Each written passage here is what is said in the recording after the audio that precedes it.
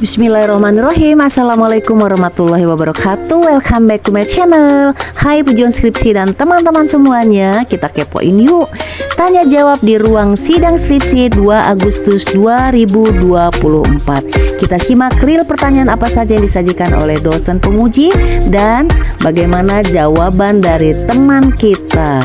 Yuk ikut ibu sidang skripsi.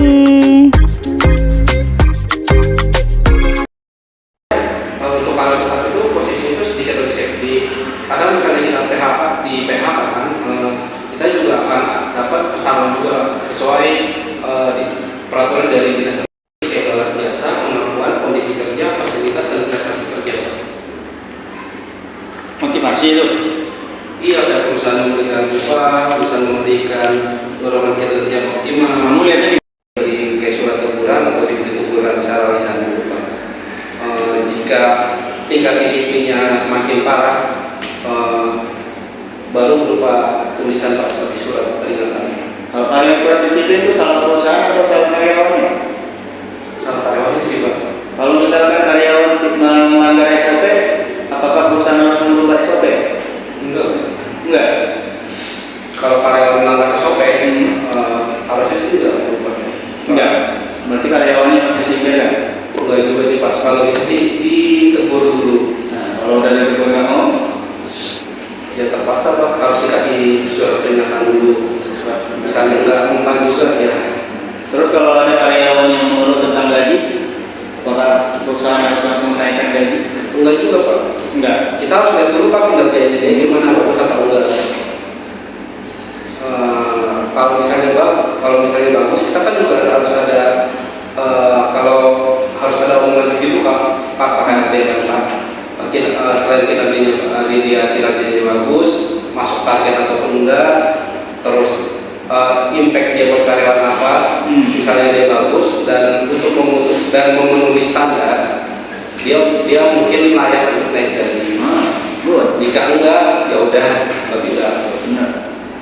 Kalau Seandainya ada karyawan yang mengeluh tentang gaji, kira-kira apa yang akan kamu berikan atau kamu berikan masukan ke karyawan?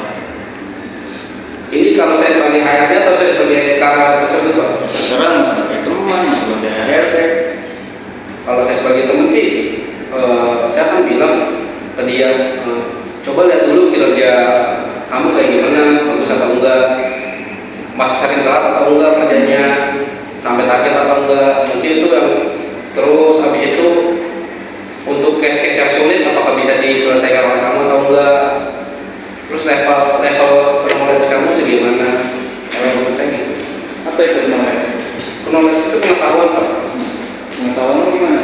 Kalau di dalam dunia travel itu kan juga harus banyak Pak pengetahuannya tentang tour, tentang visa, pengetahuan visa, cara urus visa gimana. Ya, kita kan lihat dulu performance kamu kayak gimana. Balik lagi ke jawaban tadi, sering telat atau enggak, knowledge kamu gimana, impact buat perusahaan kayak gimana gitu. Berarti kamu setuju ya kalau 1, 2, 3 karyawan yang bermasalah dengan gaji atau apa masalah berarti tetap di persepsi karyawan. Tapi kalau untuk kesalahan perusahaan juga ada beberapa faktor kayak target terlalu tinggi. Enggak. Yang kamu teliti sekarang apa? Karyawannya sih Pak. Karyawannya. Emang kalau kamu begitu kamu berani? Nggak berani sih Pak. Berani ya, bicara. Dipendam aja. Dipandang aja. Iya. Paling double di luar. Coba kamu buka saran. Kenapa? Kamu buka saran. Saya baca.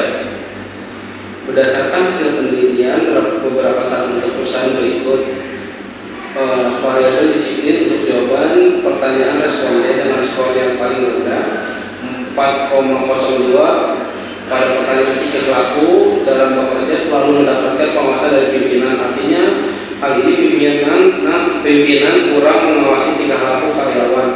Perlu adanya tindak lanjut yang baik sinergis terhadap pengetahuan yang dilakukan oleh pimpinan.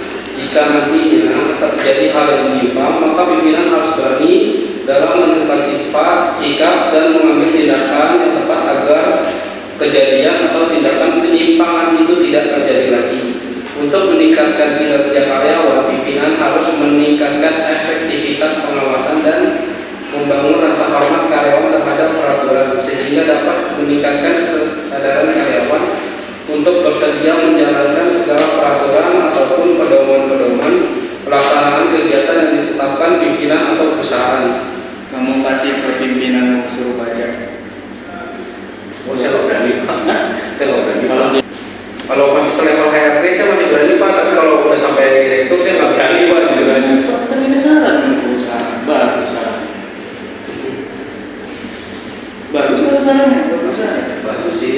Nah, Bagus sih Pak. Bagus Pak. bagus kan?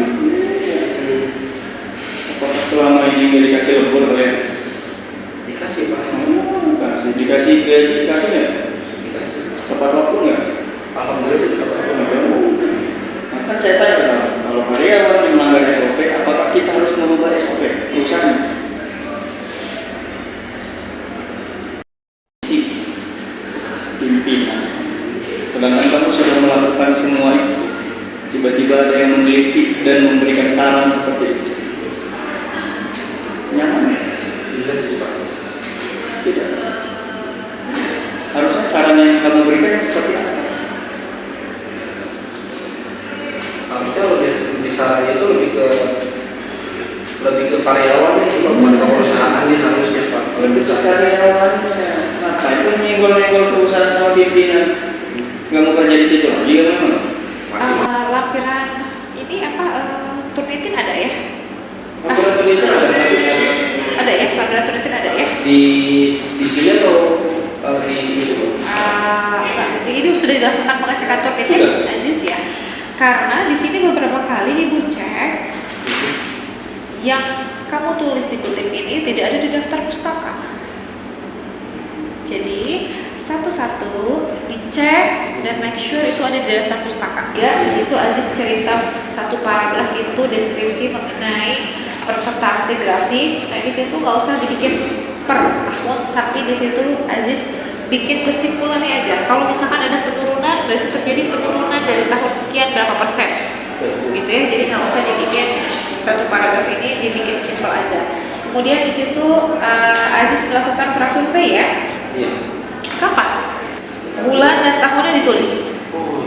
Ya, jadi fenomena disiplin kerja karyawan pada PT berdasarkan hasil pengamatan dan wawancara ini kita rubah menjadi hasil prasurvei Baik. kepada beberapa karyawan pada bulan apa, tahun berapa yang ternyata masih rendah tingkat disiplinnya.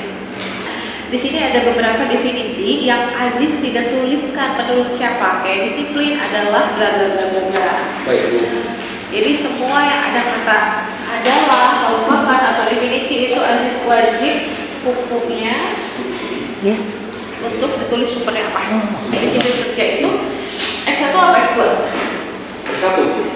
Ya, jadi nanti ditambahkan disiplin kerja dalam kurung S1. Di sini ibu juga di bab 1 tidak lihat ada definisi menurut pakar. Jadi nanti Aziz mau tambahkan definisi pakar satu-satu aja per variabel. Baik. Definisi variabel S1 menurut itu siapa, di situ baru nanti Aziz tambahkan kesimpulan menurut Aziz apa, didukung dengan data di lapangannya seperti apa. Ini untuk kerangka berpikir Aziz, setiap garis yang ada di kerangka berpikir itu ada maknanya. Jadi kalau di situ di bawah disiplin S1 kasih garis lagi indikator, berarti garis itu memutus kata disiplin. Jadi jangan ada garis di dalam kotak kerangka berpikir ya. Kemudian untuk tanda panah juga jangan melebihi kotak. Tanda panah dan di kotak. Ya coba lihat deh halaman 6. Disiplin berpengaruh. Disiplin itu kan X1 berarti ditulis.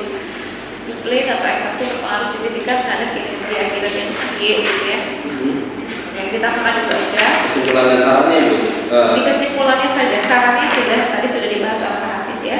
Kemudian daftar pustaka ini disimpan di halaman baru, jangan bersatu dengan saran. Baik.